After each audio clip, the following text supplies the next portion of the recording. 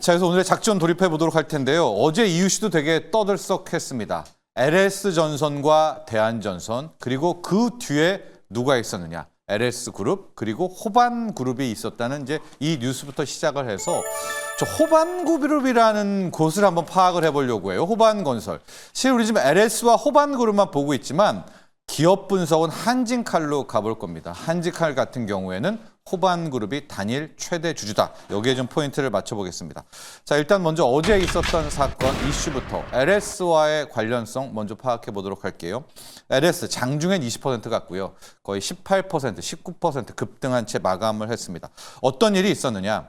실은 LS전선과 대한전선이 이제 특허 분쟁이 하나가 있었거든요. 이제 뭐 비스덕트라고 해서 그 배전판에 그 너트 뭐 이런 겁니다. 복잡한데 약간 배전 관련한 그 특허 침해 소송을 붙었고 그 2심의 결과가 나왔습니다. 이제 2심이기 때문에 새로운 뒤집을 어떤 논거가 없으면 이제 거의 확정인데요.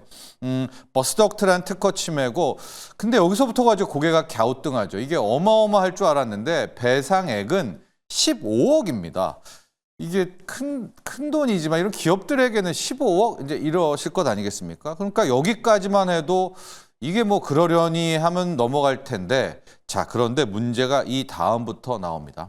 현재 1위, 전선의 1위가 LS전선, 2위가 대한전선이잖아요. 이 대한전선의 모 회사가 어디냐? 바로 호반그룹이 등장을 하게 되는 이제 호반그룹이 등장하면서부터 판이 커진 거고요.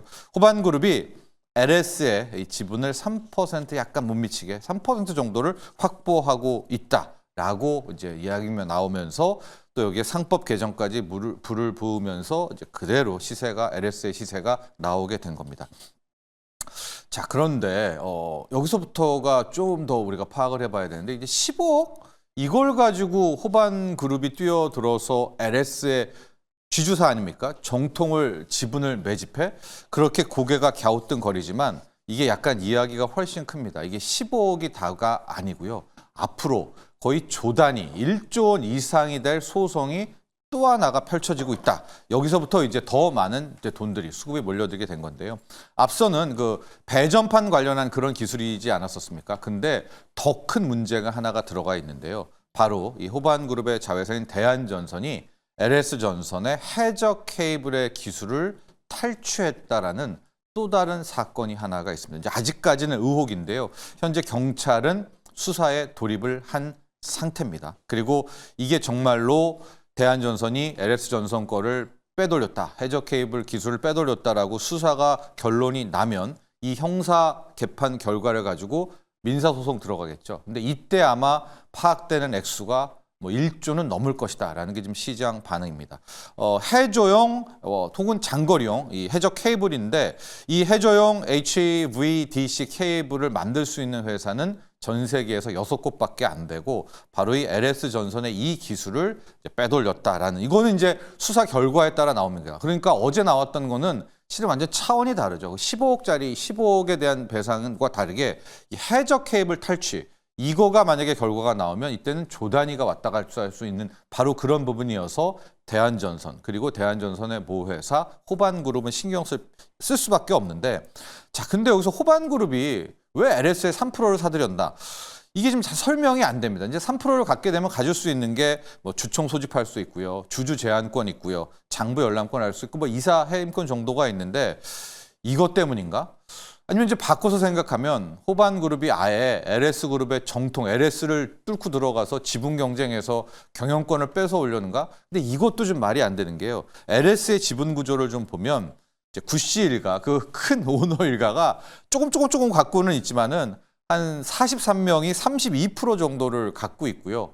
자사주도 한 15%가 됐고 있어서 저 공고합니다. 이제 LS를 뚫기는 좀 그래요. 그래서 일단 호반그룹이 앞으로 이 LS에 대해서는 어떻게 파악될지 어떤 공격을 할지는 모르겠지만 아예 경영권 경쟁은 하기는 좀 힘들다. 그렇다면 한 3%에서 5%를 사들인 다음에 이제 LS에 할 것마다 좀 딴지를 걸려는 건가 이제 이런 생각까지도 일단은 할 수가 있을 것 같아요. 그래서 앞으로 이제 LS 쪽은 호반그룹과 이 관계가 이렇게 쭉 가게 되는데 어제 호반그룹이 등장을 하게 되면서 갑자기 이제 호반그룹 쭉 가다가 하나 걸리는 기업이 있습니다.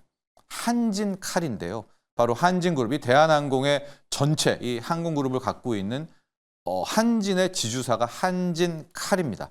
이 왜 한진칼이 떠오르게 되느냐? 여기가 단일 최대 주주가 호반건설, 호반그룹이기 때문입니다. 게다가 지금 한진칼은 판이 다 끝났잖아요. 아시아나 합병도 끝나고 승승장구 너무나 좋다라고 하는데 지금부터 한진칼에서는 전전긍긍할 수밖에 없는 상황이 나옵니다. 왜냐?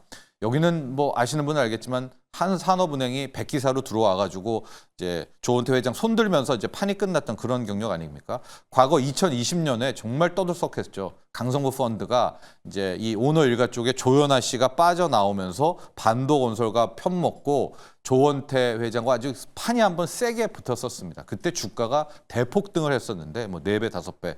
그때 산업은행이 유증을 할 때 이거 10%를 끌어받고 조은태 회장 편이다 손을 흔들면서 이제 이게 일단락이 났습니다. 이제 그리고 합병도 마무리됐고 왜 그때 산업은행은 조은태 회장의 손을 들었는가? 아시아나를 처리해야 되잖아요. 그래서 이제 대한항공 아시아까지 하고 다 끝났어요. 그러면 이제 산업은행 지분은 어떻게 해야 됩니까? 빠져나와야 되죠. 근데 빠져나와야 되는데 여기서부터가 커집니다. 지금 이제 화면 속에 한진칼 지분 구성이 나오는데요. 현재까지만 놓고 보면 조은태 회장 쪽에 저쪽 우호 지분 18%, 그리고 델타항공 이번에 주총에서도 항상 조은태 회장 쪽을 손들습니다. 14%, 산업은행에 10% 공고하잖아요. 그런데 저쪽으로 한번 살펴볼게요. 약간 빨간색의 호반건설 같은 호반그룹이 거의 18%를 갖고 있지 않습니까? 그런데 어떤 사모펀드가 나와서 산업은행한테 프리미엄 줄 테니까 저 10% 갖고 와라. 10% 가져가요. 그러면 그게 호반건설과 편을 먹는다고 보십시오. 그럼 약간 판이 되게 치열해지죠. 근데 저기 저 델타항공이 우리가 오해를 하면 안 되는 게 조원태 회장 쪽에 손을 들어주는 게 아니라 저 델타항공은 해당 경영권에 손을 들어주는 겁니다. 그래서 만에 하나 호반건설하고 뭐 산업은행 쪽에서 사모펀드 라인이 경영권을 잡는다? 그럼 이제 델타항공은 또 그쪽에 표를 들어주기 때문에 만에 하나 뭐 아직까지는 우리가 단언할 수는 없지만 호반그룹이 저게 왜 들어갔는지를 설명도 안 하고 그냥 묵묵부답입니다. 그런데 산업은행이 한진칼 지분을 매각할 수 없다라는 이 포인트를 잡아보면 글쎄요. 이제 저 델타항공은 계속 말씀드리지만은 조원태 지분이라기보단 경영권의 우호 지분이거든요. 경영권의 승자에 대해서 그냥 손을 들어줄 수밖에 없기 때문에 이제 이 산업은행 지분이 이탈하고 델타항공이 이탈하고 났을 때는 상당히 이 기존의 조은태 회장 우군의 지분은 뭐 우리나라 지금 50% 되지 않냐 46%로 생각하지만은 완전히 쪼그라들 수밖에 없습니다.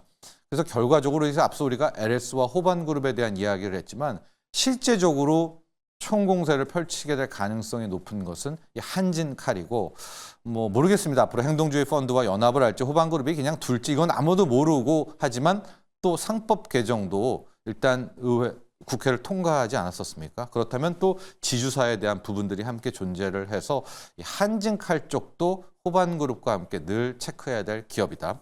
유통 물량이 거의 없어요. 뭐 10%, 15%. 그래서 수급도 함께 빠르게 체크하면 좋겠다라고 해서요. 앞서 LS와 호반그룹 이어서 한진칼과 호반그룹까지 이야기를 펼쳐나갔습니다. 자, 작전 여기까지 하도록 하고요.